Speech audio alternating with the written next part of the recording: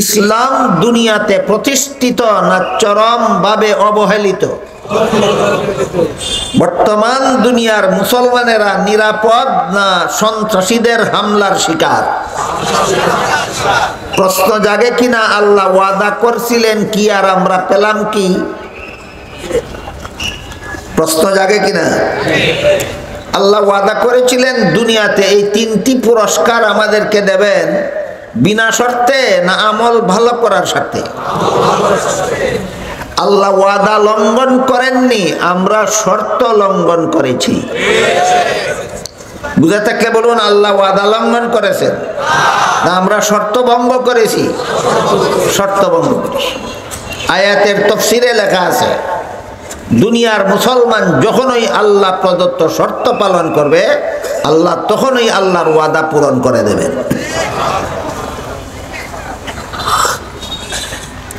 গেল ইমানদার নেক আমলের জন্য দুনিয়াতে 3 পুরস্কার, মরণকালে দেবেন আল্লাহ একটা মহা পুরস্কার। সেই পুরস্কারের ঘোষণা দিয়ে আল্লাহ বলেন, ইন্নাল্লাযীনা ক্বালু রাব্বুনাল্লাহু সুম্মা ইসতাকামু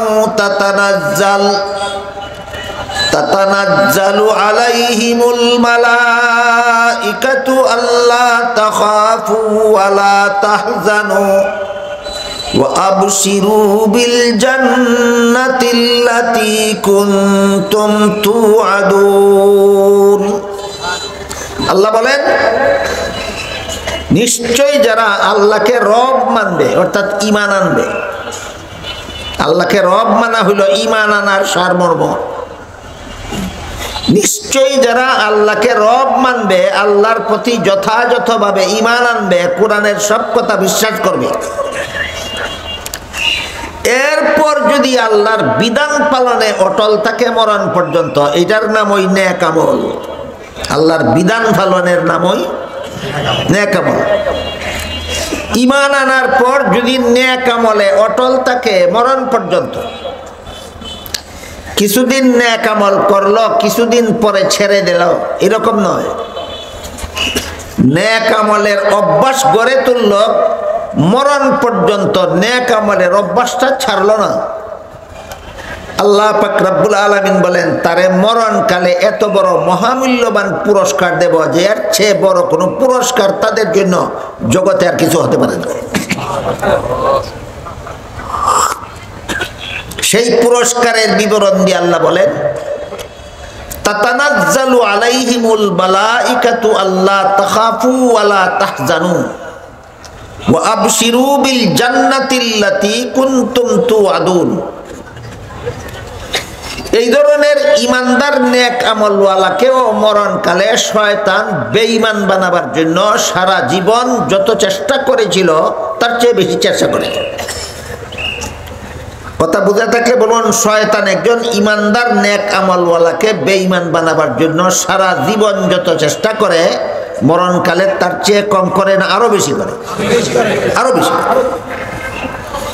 শয়তানের চক্রান্ত থেকে কোনো মানুষ নিজের ক্ষমতায় ঈমান বাঁচাবার উপায় নাই। শয়তানের চক্রান্ত থেকে কোনো মানুষ নিজের ঈমান বাঁচাবার ক্ষমতাই রাখে না, একমাত্র আল্লাহর সাহায্য ছাড়া, একমাত্র আল্লাহর সাহায্য ছাড়া।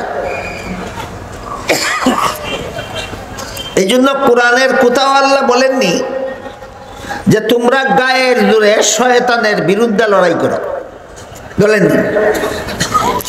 বলেছেন তোমরা শয়তানের বিরুদ্ধে বিজয়ী হওয়ার জন্য আল্লাহর সাহায্য চাও। আপনারা হয়তো জানেন, কোরআন শরীফ তেলাওয়াতের শুরুতেই আগে আউযু বিল্লাহি মিনাশ শাইতানির রাজিম পড়তে হয়। এর অর্থ হলো অভিশপ্ত শয়তানের চক্রান্ত থেকে আমি আল্লাহর সাহায্য চাই, আল্লাহর সাহায্য চাই। এই কথাটা বোঝাবার জন্য মুফাসসিরিনে কেরাম তাফসীরের কিতাবে একটা চমৎকার উদাহরণ দিয়েছেন। সেই উদাহরণটা হলো, একজন বড় লোকে একটা শিকারী কুকুর পালল। শিকারী কুকুর এর ডিউটি হলো যদি জঙ্গলে কোনো শিকার ধরার জন্য কুকুরটা ছেড়ে দেয়, তাহলে শিকার ধরে কুকুর নিজে না খেয়ে মালিকের কাছে জীবন্ত অবস্থায় পৌঁছে দেয়।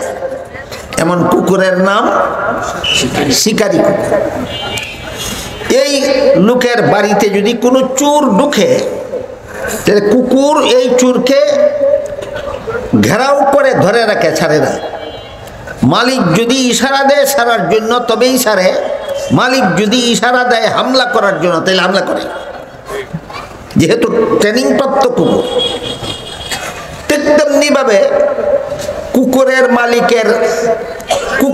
মালিকের নির্দেশ ছাড়া যেমন এই কুকুরের হাত থেকে